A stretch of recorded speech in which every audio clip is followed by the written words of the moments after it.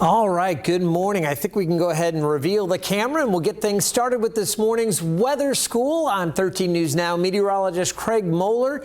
Rochelle Peart, one of my colleagues, is on. I see she's already checking in with everybody and wishing everybody a good morning. We are set for another weather school, and this has been so much fun over the last month and a half or so. We've been doing these, and we're going to continue to do them for the upcoming month. So we've got some good stuff going on. Today's topic, and we do this every morning, 9:15, right here live on Facebook. I see a lot of folks coming back, and you are repeat viewers and I guess students here at the weather school. Love to have you back. I'll remind you, anytime you want to share this link or post this, repost this to your page, it helps get it out in front of more folks, so more kids and maybe some older kids like to enjoy this as well. We want to get it out in as many eyeballs, in front of as many eyeballs as possible. Today we're talking about El Nino and La Nina. Thinking, okay, those are a couple Spanish terms. I think we get this. El Nino, the boy, and La Nina, the girl. All right, so we're going to talk about this, the baby boy, the baby girl, what these mean in terms of weather. But whenever I think about El Nino, I think back to Chris Farley. I don't know if any of you remember these skits from SNL, but way back in the day when Farley was a member of the cast, there was a really bad El Nino. I think it was late 90s that it was coming in, maybe 97, 98. I actually reported there were all kinds of issues with the El Nino. Back on the West Coast, there were wildfires and there were mudslides. There was all kinds of dramatic weather around the U.S. There were different things going on, and it became such a big thing. Everybody's talking about El Nino, El Nino. Well, they did this skit where Chris Farley came out as a wrestler. He was El Nino, which is Spanish for the Nino. That was the gag on SNL, Saturday Night Live. So funny. But I just saw that, and whenever we get into El Nino, I always think about Chris Farley. All right, so what is an El Nino, and what's this La Nina stuff, and how does this really impact weather?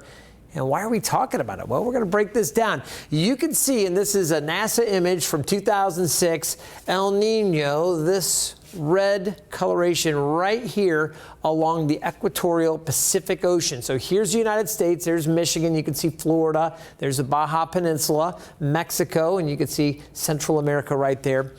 Well, we've got this warming of waters, and I'm going to explain this. That's scientifically how we can kind of assess the sea surface temperatures, and there's thermal imaging. We've got all these great ways to see what's happening over that part of the world and the ocean there. But for centuries, Peruvian fishermen have been fishing off the coast of Peru and throwing their nets out. And some years they have incredible catches, all kinds of fish coming in.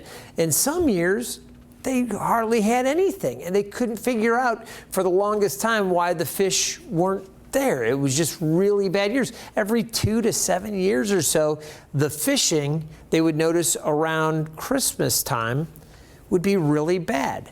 So they started referring to this event where it would go down because they were thinking, getting close to Christmas, all right, a lot of them Christian faith, okay, around Christmas time, the baby, El Nino, okay, they would mark this happening with less fish being caught around Christmas. They just marked it that way, so they would say, oh, El Nino, the coming of the baby. So El Nino is actually in reference to the baby Christ as they did this. And again, this has been going on for a long time.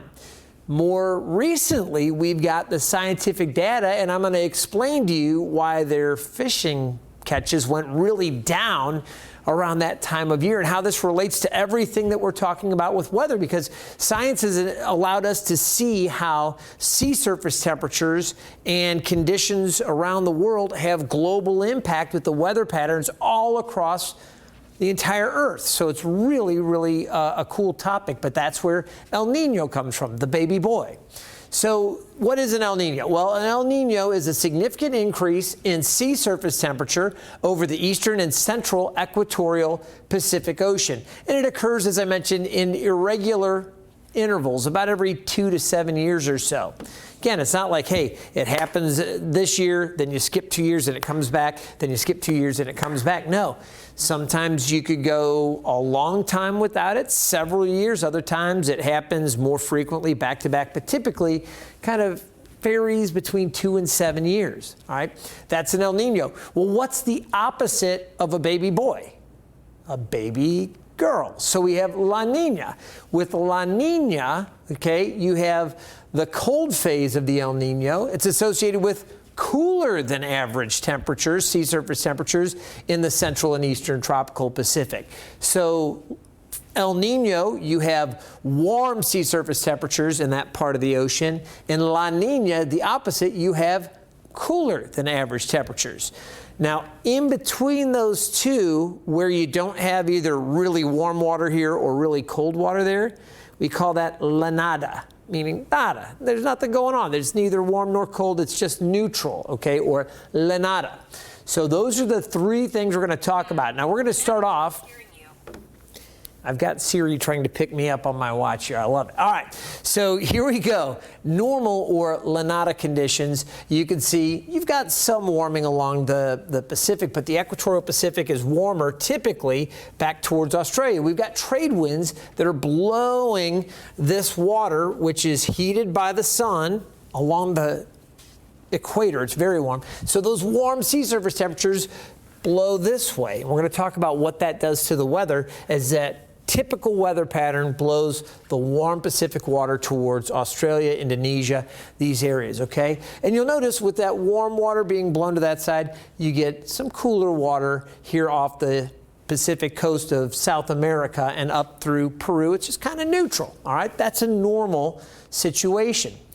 Sometimes, though, the weather pattern changes a little bit, and we actually get either really weak trade winds, you don't get those winds blowing across the ocean, or sometimes, instead of it just being weak, you can actually get some westerly winds that push some of this warmer water towards Peru and the coast of South America, okay? That's what happens in an El Nino. Then you have La Nina, and the opposite. You get increased trade winds here, so all of this warm water really spreads over the central and western part of the Pacific Ocean, and it's replaced. We've got cooler water, more upwelling going on, and you get this really cool water here, all right? This impacts the weather all around the world, but especially here in the United States, North America, obviously off the coast here of South America, and huge impacts back over Australia and into parts of Asia and Indonesia, again, this whole region out there. So these are kind of the way you look at the sea surface temperatures. But you might be wondering, well, what's really going on? And I got to ask you, okay, we're going to ask you to think about this for a second. What do you think, how do you think there's an impact with, say, warmer waters and clouds, or the atmosphere above the warm water? How do you think that if you've got really warm or cold water surfaces, how do you think that's going to impact things? Do you think that would make a difference? Think about that, all right? We get into our summer season, and this is independent of La Nina, El Nino. Okay, we're going to relate all of this, kind of bring it together. But just think about it. During the summer, we have hurricanes. Our hurricane season here in the Atlantic runs June all the way through fall and all the way up to November, right?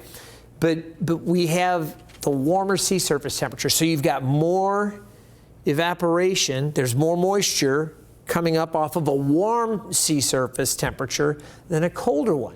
So when you think about those areas with the warmer waters, again, here, I'll just jump back a slide here. These areas, you're going to see a lot more cloud cover, and it would make sense with all this additional moisture here. It's still some heating. You would have thunderstorms and more rain here. So you could have flooding in this situation. You take a look at El Nino, and here you've got more wet weather here and less here. You're not getting your typical rain that you would get in a normal season here. See, during El Nino, that slides over, so maybe it's drier, and you could have issues with drought. So just think about that. These are some of the impacts that we see. Now, this is where I really want you to think about this, because you might be going, okay, why are they getting cold water here and warm water there? And this is all really crazy. Okay, again, this is part of an oscillation, okay, a global weather pattern, an ocean pattern. Okay, there's an oscillation. We call it the El Nino Southern Oscillation, all right, or ENSO, E-N-S-O. Okay, with those trade winds, again, you've got the winds blowing the warm water across the Pacific over towards Australia. All right, and again, clouds reign over the warmer water. And as this goes over more, okay, this is in a typical situation, normal year, you've got some upwelling here, okay? And when you think about upwelling, the colder water near the bottom of the ocean has more nutrients in it, okay? And we're talking about what fish like to eat, right? So you got all these little nutrients in the water, and they're coming up. There's some upwelling. Well, the little fish that eat those nutrients, they're digging it because they got food. And the bigger fish that eat the littler fish are digging it because there's all these little fish that are eating all those nutrients. So there's a decent amount of fish. It's all good, right? So this is a normal situation, what we would call lanada or neutral, all right? With our El Nino, okay, you've got, again, the weaker trade winds, so that warm water isn't blowing all over here. Instead, we're getting some westerly winds, and we're getting more of the cloud development, the storminess back towards the central and even a little bit towards the eastern Pacific. Now, because we've got all this additional warm water, it's not blowing across because we've got weaker trade winds, okay? We don't have as much upwelling. There's not as much colder water coming up because all that warm water is just sitting there on top of it. Well, if the nutrients are stuck at the bottom of the ocean, then those little feeder fish, they're not able to get as much with the nutrients. There's not as much fish population there. The bigger fish are in other places looking for those other smaller feeder fish. And all of a sudden, the Peruvian fishermen are going, hey, where are the fish? El Nino. They notice it around Christmas, the coming of the baby, El Nino. So weak upwelling, bad fishing conditions relative to normal, and all the nutrients really settled at the bottom. Now we go into La Nina, all right, and we take a look at this. Now we've got strong trade winds blowing, lots of rain. Here we are, parts of Australia, again, Indonesia. They're seeing a lot more of the wet weather there.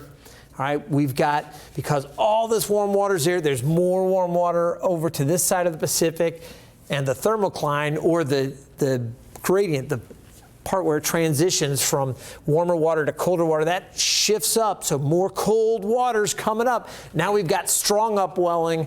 Water is filled with all kinds of good nutrients. The fish are digging it, the bigger fish are digging it.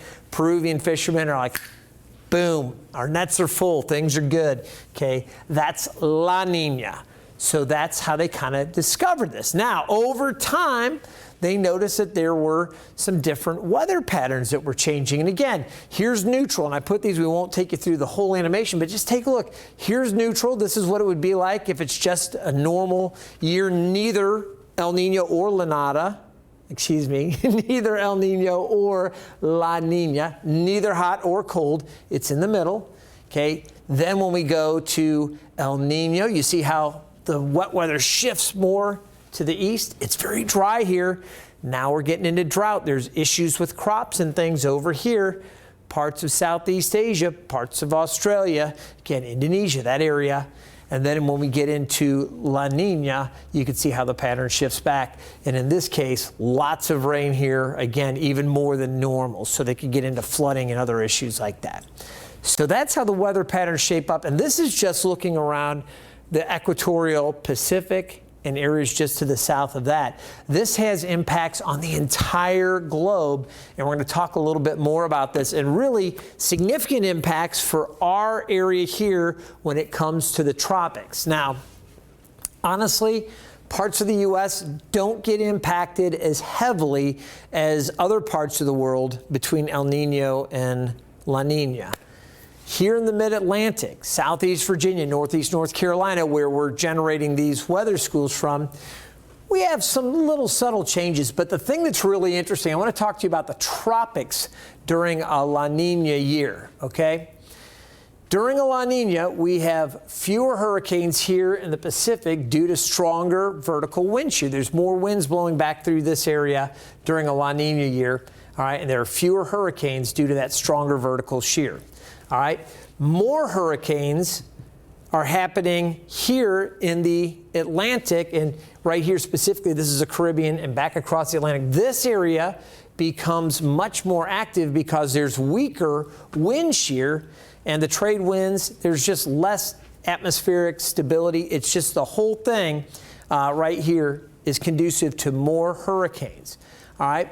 During El Ninos, we've noticed fewer hurricanes because the winds are stronger here. And every time the hurricanes, not every time, but a lot of times when tropical systems try to get built up here, they get sheared apart. The winds kind of blow them apart. So as bad as El Nino can be for other parts of the world, and it does create issues for other parts of the world, for folks that are worried about the tropics in the Atlantic hurricane season specifically, you take a look at the Caribbean, southeast U.S., the Gulf Coast. During El Ninos, we've seen that we've had a drop-off. We've had fewer hurricanes, and that's really a blessing because we've noticed it hasn't typically been just a little bit of a drop-off, but it's been a significant drop-off a lot of times if we've got a good, strong El Nino.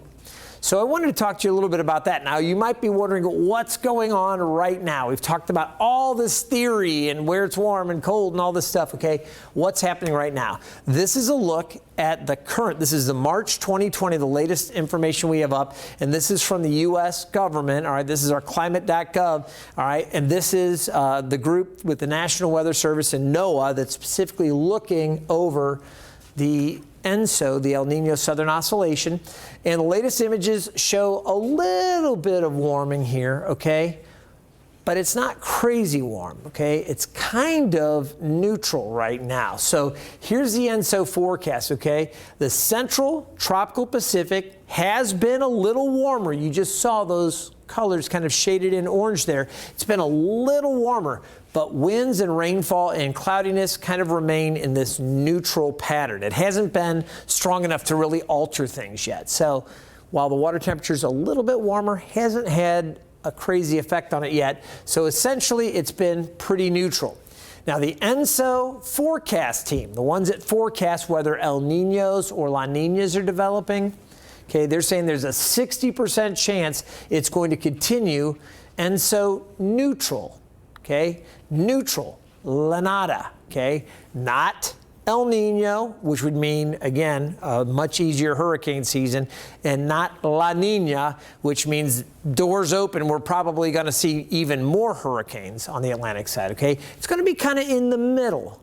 That's kind of where we were last year. With it being kind of neutral going into the summer, we may see a little more hurricane activity. We had, couple brushes last year, but we'll have to wait and see how things come together. Right now, it looks like it's going to be neutral through the summer. Now, looking beyond summer into the fall, we'll go ahead and check out the ENSO forecast for that. And again, looking ahead, basically the forecast, most likely it's going to remain neutral. There's about a 45% chance it remains neutral. However, the second most likely scenario is that it becomes more of a La Nina with 34% chance, and there's a lesser chance that it could go back to being an El Nino. So probably neutral, maybe a La Nina, and if we do get a La Nina that develops and it continues into next year, next spring and summer, then we would be potentially seeing even more tropical activity. So lots of interest to see how this works out. And again, we do watch these long-range forecasts. When you talk about several months out, how things might look, a lot of it is kind of based on some of these global patterns. So here's a look again at the La Nina, and you know what? I have this banner on here. I'm going to take that banner off because that is not supposed to be there. There we go. All right. So here you go. The general pattern here with a La Nina, okay? And this is taking a look at a winter here that you might see during a La Nina year. If we come forward neutral to La Nina. This is how things may play out here in the United States, and I thought I'd share this with you. In a La Nina year, typically you get this amplified polar jet. Okay, so it's way up here. You've got cool conditions, all right, and it's wet and cool around Seattle, back into Oregon, the Pacific Northwest. It tends to be a little bit wetter for say the northern half of California, but it's very dry across Texas and Florida, and we can actually get into those prolonged drought situations. If you saw my update on droughts a couple days ago, we were talking about how down along the Rio Grande, there was actually some areas that are already in drought. So we're going to have to monitor that. If we do get a La Nina and it's already dry down across parts of Texas and certainly the West, we could see even drier conditions if this La Nina pattern sets up. You get cooler shots back across the Great Lakes, the upper Midwest. You can get some storms. Looks like it could be a little bit wet from, say, the Midwest right around areas, say, just to the east of St. Louis, back across Kentucky into maybe even West Virginia, kind of reaching West Virginia, back up through Ohio, parts of Kentucky and Tennessee. That area tends to be a little more active. Here in the Mid-Atlantic, we get to be maybe a little bit warmer, but you do get these shots of colder air coming in. So kind of gives you a peek ahead to what we may be looking at as we head towards next winter. All right, I want to remind you guys, you can follow us and learn more about all of these topics. We've got a lot more planned coming up. This is Rochelle Peart. She helped pull some of the graphics together. Always appreciate Rochelle's help. And Peyton Domschke, again, helping out some of the time as well. But Rochelle really helped me out this morning. So there's how you can find Rochelle with our social accounts, and I've got mine available as well for you. Love to hear from you. If you have questions, give me a follow, and we can certainly interact with you. Love doing that. Now, next week, we are setting up Hurricane Week, and I know that's a big, big thing here in the Mid-Atlantic. If you have interest, wherever you're watching from, other parts of the country, we'd love to have you come back and learn about the tropics. We're going to start off looking at the hurricane season next week on Monday. We're going to take a look at where we typically see hurricanes forming at different times of the season. We'll later talk next week about hurricane formation, how we measure them and track them, how we forecast them, and we'll look ahead to the forecasts for the upcoming hurricane season. We'll do one of those topics each day next week. So focus for weather school, hurricanes next week. Hopefully you'll be back and join us for that. You guys have a great weekend. Thank you so much, and hopefully you enjoyed learning this morning about El Niños. Stay safe.